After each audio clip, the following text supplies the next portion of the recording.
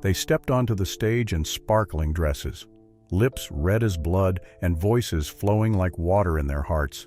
But few people know that behind that gorgeous appearance, there was a person who was publicly rejected by her lover just because she admitted that she had manly desires. There was a female singer who was caught crying alone in her dressing room because last night she fell in love with someone else, just to fill the void. They were not bad. They were just living truthfully. But that very truth pushed them to the margins of music history. What you are about to hear is not just about sex. It is a battle between instinct and prejudice, between love and isolation. Watch until the end and answer the question together: is a strong sexual desire a sin? 15. Tina Turner, the fire that makes lovers run away. Tina Turner was once called the thunder goddess of the stage, but few expected that. Even in her private life, she was an untamable storm, with legs like weapons and wild hair like fire.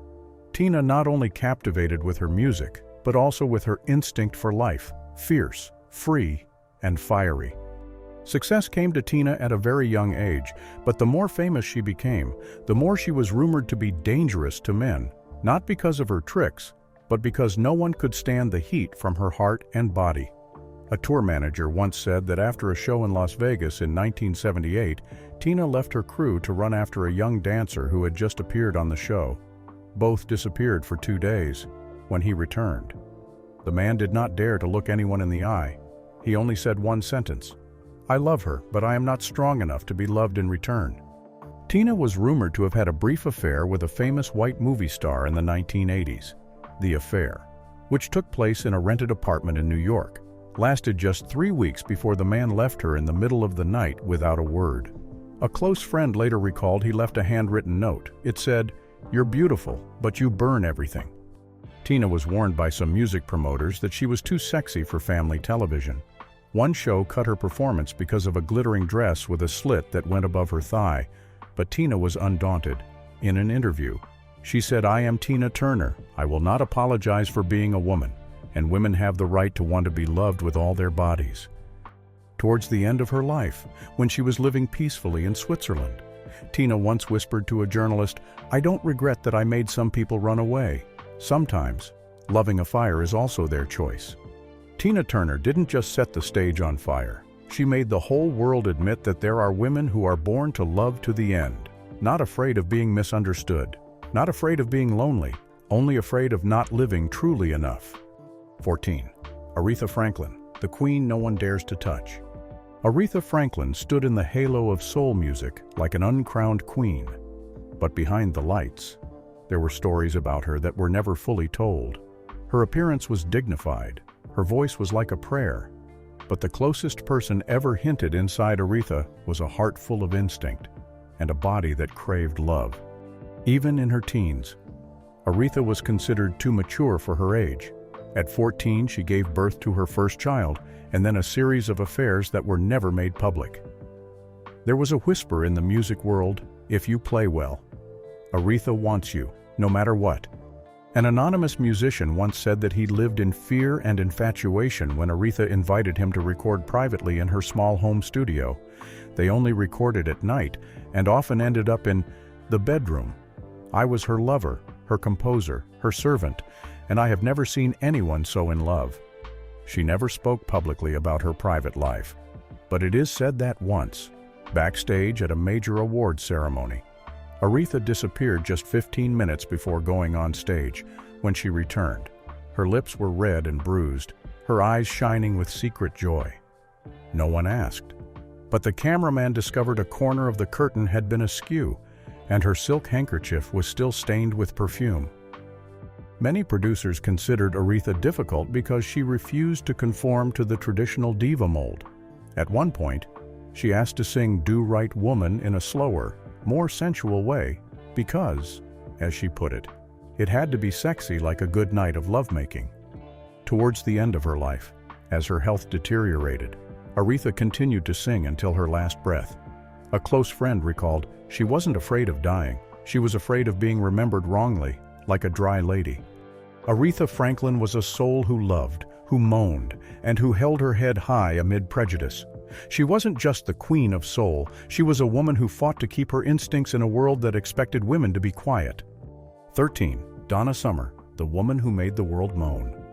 Donna Summer didn't just sing about love, she breathed it, moaned about it, and lived as if every cell in her body was a disco beat of desire.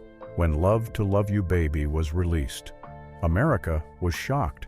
It was a 17-minute record, full of gasps and moans in the middle of lovemaking. It wasn't a song, it was a sexual declaration. Donna said that when she recorded the song. The lights in the studio were completely turned off. There was only a dim red light, and the music crept in like a finger on her back. Producer Giorgio Moroder said, "I told Donna to imagine that she was in love with the man the world wouldn't let her love, and she started moaning." After that hit, Donna was labeled a pornographer. Many states banned her from broadcasting, but she didn't back down. On the contrary, Donna became more sensual, singing lyrics that sounded like whispers between two people immersed in passion. Once, while on tour in Italy, Donna disappeared all night with a young fashion designer. The next morning, she appeared in a man's shirt, with smudged lipstick and a look as if she had just dreamed of something forbidden. A co-star recalled, "I asked her how last night was. She just smiled and said, 'Last night I found a new melody.'" Donna had an ambiguous relationship with a female photographer. They went everywhere together, took pictures, whispered, and sometimes disappeared together. The press asked. Donna only said, "We shared inspiration. Sometimes inspiration comes from places you dare not say publicly." Before her death, Donna wrote in her diary, "If I had to live again, I would love the same way. Women can moan too, and no one has the right to judge." Donna Summer was not just a disco queen, she was a symbol of women who knew how to live authentically, dared to touch pleasure and sublimate it. And so, her moans, even through the microphone, will never stop. 12. Whitney Houston, Angel of Hidden Desires. Whitney Houston, with her heavenly voice, was once hailed as America's golden daughter. But behind that demure exterior was a woman with deep sobs, a sensual heart that always yearned for something unnamed. She didn't just love intensely, she loved with all her instincts and weaknesses. Many stories say that Whitney was not gender-specific in love. Those who were close to her knew that she had a deep relationship with Robin Crawford, her close assistant and rumored girlfriend throughout the 80s. The two once rented a private apartment in Atlanta, where there was only jazz, wine, and nights when whispers were louder than songs. In Robin's memoir, she said that Whitney once whispered, "I can love men, but only you make me feel safe." Another witness was a veteran sound engineer at Arista. He told of the recording of "Saving All My Love for You." Whitney arrived at the studio with red eyes after a sleepless night. When she sang the line, "For tonight is the night that I'm feeling all right," she closed her eyes and leaned toward the microphone as if reliving a moment of secret love. "I knew right away that this was the real confession," he said. Whitney also had a secret affair with a male dancer nearly 15 years her junior. They were caught in the lobby of the Ritz-Carlton, clutching each other like two children hiding from their mother. "His eyes looked like they'd just been caught in a storm," said a room service employee, and Whitney. She was radiant but tired, as if love for her was a gentle form of burning. But Hollywood doesn't forgive unconventional desires. The rumors of love affairs with both men and women led to Whitney being labeled as uncontrollable. She was once forced to delete a sexy scene in a video because it was considered too real. She did not resist, just smiled bitterly. "They like me to be pure, but if I am an angel, why do I want to touch others?" Before her death, Whitney confided in her diary that she felt like a person living between two worlds. One side is virtue, the other side is lust. She never apologized for loving a lot. But deep down, she always carried an indescribable loneliness. Whitney Houston not only left behind an immortal voice, she left behind the image of a woman who was both fragile and wild. A person who loved beyond standards, beyond definitions, and therefore, forever made the world both fascinated and regretful. 11. Chaka Khan, the woman who makes love with music. Chaka Khan did not need to try to be sexy. She was born to captivate, to mesmerize, to break the boundaries that Hollywood once built to bind women. From her voice, her eyes, to her gestures, She evoked the flesh, not in a vulgar sense, but as a form of explosive life energy. Chaka had declared early on that sex is not just about pleasure, it's what makes me sing. That statement angered conservatives, but earned the respect of artists. Many said that in the studio. She would ask for all the lights to be turned off, leaving only pink light. "I need to feel like I'm in another body," she said. In 1981, a famous Italian guitarist who toured with Chaka recounted a night in Rome where, after a show, she invited him back to her hotel. There, she said nothing, just turned on the music and went to bed. Their conversation ended the next morning. He admitted she didn't seduce with words. She seduced with her tone. "I never knew that making love could be like singing a ballad." Chaka was inspired by those wild nights to rewrite Through the Fire. A producer said that after recording the demo. She stood still in the corner of the studio, her hands trembling slightly, her lips softly saying, "This song is for the person I can't have." Although she was honored as a soul icon, Chaka was repeatedly rejected from appearing on television shows because of her lack of restraint and expression. But she did not change herself. She once said, "They wanted me to be a lady. I was born to be a monster." In her twilight years, Chaka Khan once looked back on her youth and said, "I hurt a few people because I lived too honestly, but if I had to choose again, I would still love, sing, and burn through naked nights." Chaka Khan was not an easy person to love, but she made love a symphony, and those who heard her sing, more or less, touched the most secret place in themselves. 10. Millie Jackson, the one who utters things people only dare to think. Millie Jackson does not sing like an artist. She tells the story like a woman who has survived dozens of love affairs. Her lyrics are sweat, gasps, nameless nights, and instinctive roars. She doesn't need to be accepted. She needs to be told. In the early 70s, Millie released If You're Not Back in Love by Monday in the middle of the song. She berates a cheating man as if she were scolding an ex on the phone. Part of the recording was cut from the radio, but audiences were enamored. "She speaks for us," they said, and she moans like she's really in the bedroom. A male dancer who toured with Millie once said she invited him back to her hotel room just to talk. But as soon as she closed the door, she locked it, pulled the microphone from her bag, and said, "You have 5 minutes to make me feel something. If you don't, I'll sing about this as a joke." He smiled. But by the end of the night, he was no longer the confident man he had been. Millie had once dated a white DJ when R&B was still highly segregated. They kept it a secret, but in the song All the Way Lover, she inserted a provocative monologue, and it was rumored that she had whispered it into his ear. The story was never confirmed, but the look in her eyes as she sang the song said it all. Hollywood had repeatedly tried to sideline Millie because she didn't fit the diva look, but she didn't care. "I didn't come here to be a doll. I came here to be a real woman." When asked later in life if she regretted being so violent, Millie simply laughed, "I scared a lot of men, but no one has forgotten me." Millie Jackson was not an artist for the masses. She was the voice of a generation of women who had been silenced, and now, thanks to her, they dare to moan, dare to speak, dare to love, even when no one allows it. I'm Patti LaBelle, the sweet woman who burns like sugar on a frying pan. With hair bigger than silence, eyes that burn, and a voice that can awaken a sleeping soul. Patti LaBelle is a sexy monument that no one dares to name. She has the appearance of a mother, the voice of an angel, but the body of a goddess of fire. She once confided, "I love with all my heart, and I have never been ashamed that my body needs love as much as my voice needs to sing." Since she was a teenager, Patti has kept many men awake at night.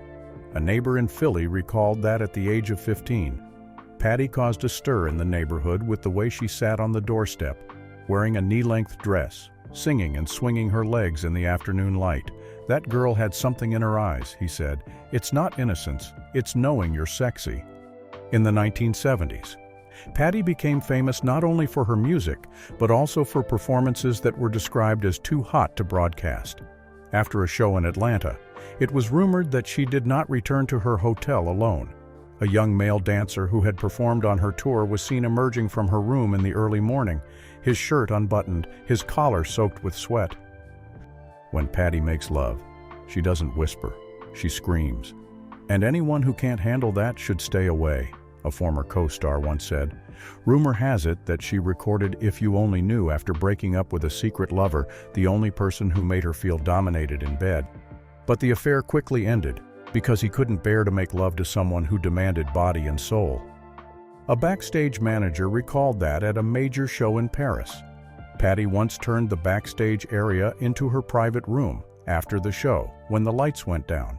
She asked that no one enter for 2 hours. The security guard standing outside the door described it, "I didn't hear any music. I just heard the bed creak."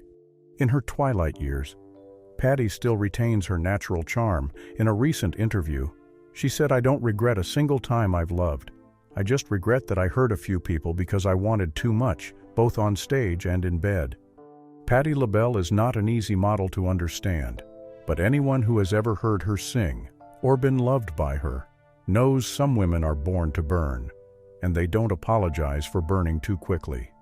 If you've stayed this far, you're probably listening not just with your ears, but with your heart. These women were once considered too thirsty, too spoiled, too difficult to understand, but by the end of the journey, you might be wondering if they were men.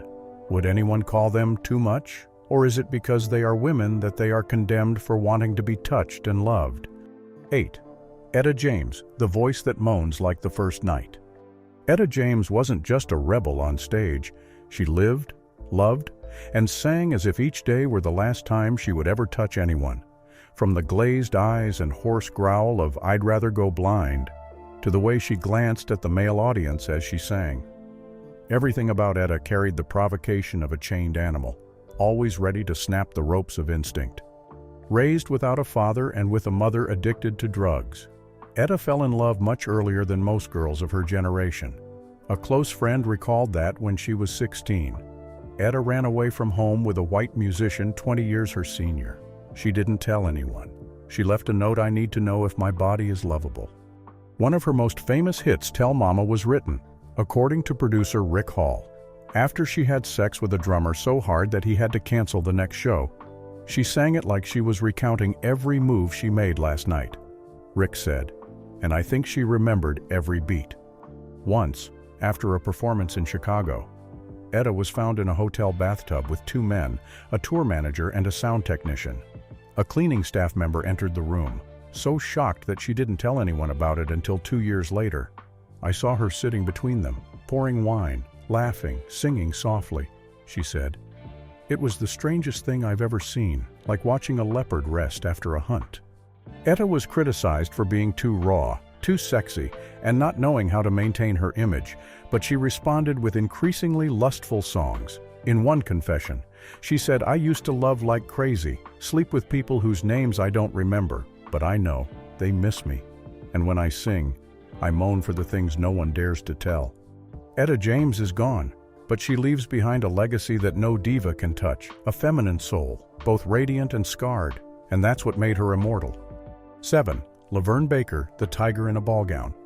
LaVern Baker didn't need to strip to be sexy. She just had to look at someone, smile, and sing the first note. In the 1950s and 1960s, when black women were expected to be gentle, LaVern was the embodiment of unbridled instinct. Her colleagues described her as a tiger in a velvet dress. No one dared to mess with her, in bed or on stage. As a teenager, LaVern once had a boyfriend's parents ban her from the house because that girl looked too fierce. But a few months later, he was still sneaking into her bedroom window. That kid didn't know what to expect. She recalled at a drunken party, "I didn't teach him to sing, I taught him to moan." When her career took off with the hit Jim Dandy, LaVern quickly became a silent sex symbol. A saxophonist who performed with her said that whenever she sang the chorus, he had to turn away to hide his excitement. "She didn't sing into the microphone," he said. "She whispered into my ear from a distance." One night in St. Louis, after a performance, a hotel clerk said he heard loud music and strange sounds coming from LaVern's room. As he approached, he heard her laughing loudly, and a man's voice saying, "I can't take it anymore," the next morning. The man left the hotel with a stride like he had just run a marathon. Rumor has it that LaVern had a secret affair with a gospel artist, a married man with a church background. They met whenever she visited his town. No one would confirm it, but she once recorded a sad love song, laced with 2 real sighs. The producer asked her, "Who are you thinking about?" She replied, "Someone God won't let me have." LaVern once whispered to a female reporter at the end of her life, "I never apologized for being so demanding. I just regret that no one could love me for more than one night." LaVern Baker was a fire in a noble form. She didn't ask permission to seduce, she roared, and anyone who came near her left with a burn that would never heal. 6. Betty Davis, the fearless woman. Betty Davis was unlike any other woman who ever entered the music industry. She didn't ask permission to seduce. She didn't dress to please anyone. She wasn't afraid of being labeled wild. From her eyes, her curly hair, to her sobbing voice in every song, Betty made people not know whether to admire or fear her. It was that shamelessness that turned her into a legend that Hollywood was wary of. Born into a conservative family, Betty was called too precocious from a young age. At the age of 14, she was expelled from school just because she wrote the lyrics "I Want to Love You Like a Midsummer Fever." But instead of being embarrassed, she took the song to a nearby nightclub and sang it to the unbridled whistling. Betty used to be a model, but she found fashion too stifling. She turned to songwriting and quickly became a phenomenon with songs like "If I'm in Luck, I Might Get Picked Up," a song that opens with the lyrics, "I wear pants too tight for someone to look at me longer." A major record label once rejected her album as too erotic for public broadcast. Betty laughed it off and released it independently. The album sold out in a week. A technician recalled that during a recording session in New York. Betty suddenly asked for all the lights to be turned off. She walked into the recording booth, took off her top and said, "I need to get out of my skin and sing with my instincts." The vocals recorded that night were kept as is moaning, wild, and the editor had to leave because he couldn't take it anymore. The technician still said, "That was the only time I've ever seen a woman make love to music for real." Betty's affair with Miles Davis, the king of jazz, shocked the music world. Not because of her fame, but because she was too strong for a man who was used to controlling her. Miles once hit her. She still stood up, looked him straight in the eye, and walked away. A year later, she wrote "They Say I'm Different," a slap in the face to all traditional feminine norms. Hollywood didn't like Betty. She didn't bow. She didn't change her words. She didn't conform. But those who came into her life could never forget her. A studio artist said, "It took me 3 days to wake up after the first time I slept with her. She didn't hug me. She didn't say I love you. She just looked at me and said, I don't need love. I need fire." Before her death, Betty lived a reclusive life. She didn't say anything more about love, about her own needs, but in a letter to a close friend, she wrote, "If I hurt anyone, it's because I've been imprisoned for too long in dresses and teachings." Betty Davis was not a woman for every generation, but she was a beacon for those who dared to live, to desire, and to say, "My body doesn't need to be hidden. It needs to be heard." 5. Natalie Cole, Lady of the Dark Loves. Natalie Cole, daughter of the legendary Nat King Cole, was once considered an icon of elegance for the new generation. She had royal beauty, a gentle voice, and an upper-class demeanor. But behind the silk dresses and perfect lipstick was a life of parties, pleasure, and short nights that she once described as living a life in a few hours. Since her college days, Natalie has been known to love fast, forget slow. A former classmate said that she once dated 3 men in the same week. She called it her emotional rehearsal schedule. One of them later became the producer of her debut album, who once said she sang like she was making love with every word. In a memoir, a fellow artist revealed that Natalie had a secret relationship with a white drummer who was engaged to another singer. They met every night after shows, in a hotel room always booked under false names. She wrote him a song called "I've Got Love on My Mind," but his name was never mentioned. "I didn't love him," she once said. "I loved being with him, and I knew he loved me too." Natalie never wore underwear on stage, recalled a dresser. She said it made her feel less free. After each show, she would disappear in the middle of the night with a different man, sometimes a fan, sometimes a chauffeur. "There were nights when I had to sit in the car for 3 hours just waiting for her to finish her inspiration." said a man who had been with her for 7 years. Public opinion once criticized her for being promiscuous, partying, and even using drugs. But Natalie never defended herself. She only answered in an interview, "I have loved some bad men, some worse, but I have never regretted feeling alive." Before her death, Natalie spent her final months writing down her memories. In a letter to her son, she wrote, "If I were alive again, I would still choose to love like that. It was short, but it was real, and true love is never wrong." Natalie Cole will always be an icon of grace. But anyone who loved her or heard her drunkenly sing knew that inside that noblewoman was a soul who moaned because she loved too much. 4. Jean Knight, the lady of the night without rules. Jean Knight didn't need short skirts to keep men awake. She had the bearing of a general, a voice as sharp as a knife, and eyes that always made people think she knew more than she said. Her song Mr. Big Stuff was more than just a hit. It was a declaration of a woman who had stepped on the hearts of several men whose names she couldn't remember. Jean started singing in nightclubs before she was even of legal age. When she stepped on stage, one manager recalled, the lights were superfluous. She glowed with instinct. In 1971, Jean was rumored to be having a secret affair with a Haitian record mogul. They met whenever she played shows in New Orleans, in her third-floor apartment. Music, laughter, and, some nights, moans could be heard through the walls. "I don't know what they did," a neighbor recalled, but she came out the next morning like she had been reborn. Once, during a live recording, Jean suddenly changed all the lyrics to sexual slurs. The cameraman blushed. She didn't apologize. She just said, "I sing for women who are locked in the kitchen." One of the most widely circulated stories is of a performance in Jackson, Mississippi, after the show. Jean asked a group of male dancers to go backstage. 2 hours later, they emerged, dresses askew, hair disheveled, eyes as if they had just woken up from a dream. "She called me a toy." One whispered, and I didn't mind. Jean Knight was once banned from performing at a major theater because she was deemed too sexual. But when asked how she felt, she replied, "I don't need a theater. I need a room with lights and a man who isn't afraid of women." Jean Knight died, but left behind the image of a woman who didn't ask for permission to live her truth. As one person once said, she didn't need to moan, she just had to look. That was enough. 3. Sylvia Robinson, the hidden pleasure queen of hip-hop. The world knows Sylvia Robinson as the mother of hip-hop, the founder of Sugar Hill Records, and the first rap producer to bring the genre to the masses.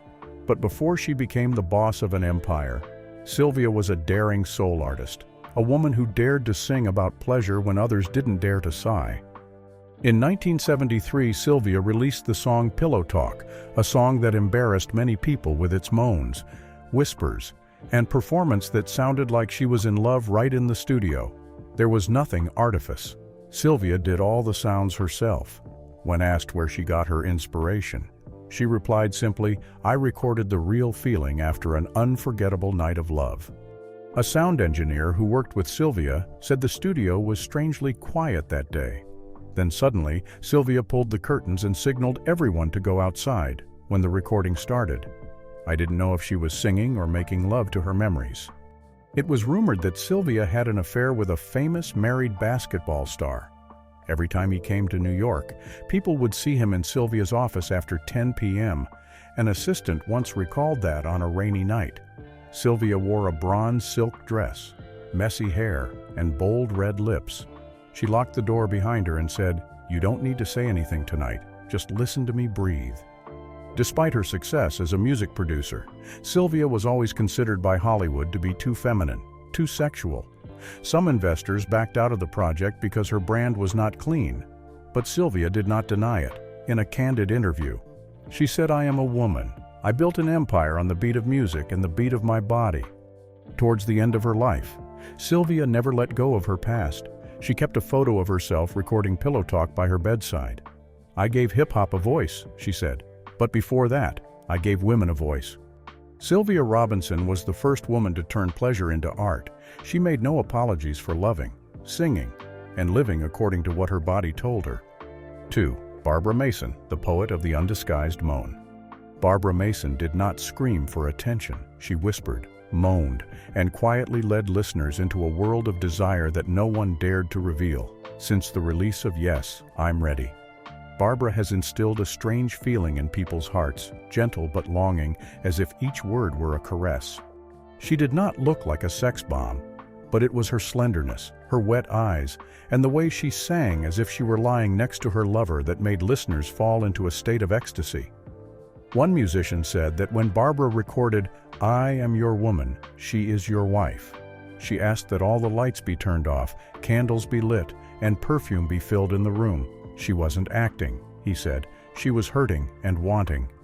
In the late 1970s, Barbara had a secret affair with a famous church organist. He was married and had children. They dated in secret, meeting in suburban motels after shows. A hotel maid recalled hearing Barbara moaning from the room down the hall. Not because it was too loud, but because it was too real. Barbara never denied that sensuality was part of her art. "I don't sing like a singer," she once said. "I sing like a lover being loved." Some radio stations refused to play her songs because they were too erotic, but audiences bought more of them because they found something more real than love, an acknowledgement that women need to be satisfied, too. A producer once asked her, "Aren't you afraid of being misunderstood?" She replied with an unforgettable line, "I'd rather they think I'm moaning than think I'm silent." Barbara Mason is a woman who dares to let the audience hear her heartbeat, her rapid breathing, and the sighs of incomplete nights. She doesn't just write music, she rewrites how a woman is loved. 1. Marlina Shaw, Lady of Unspoken Desires. Marlina Shaw always maintains an elegant and discreet image.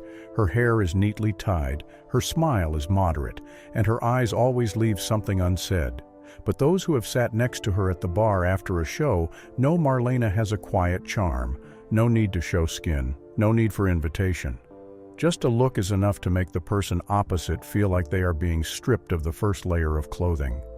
She has never publicly announced any relationship, but the soul music world knows that Marlina is the secret lover of many jazz artists, especially men who are both serious and vulnerable.